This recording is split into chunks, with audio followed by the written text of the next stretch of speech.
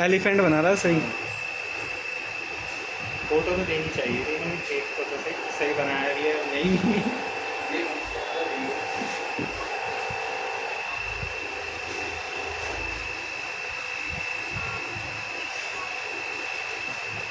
अब पर इनके द्वारा बनाया गया एलिफेंट चल रहा है, अब बाकी दूसरे का पता नहीं वो चलेगा नहीं चलेगा। नहीं, अब चल जाएगा, बट कोई वो डायरेक्ट नहीं चलेगा, इनके सॉफ्टवेयर में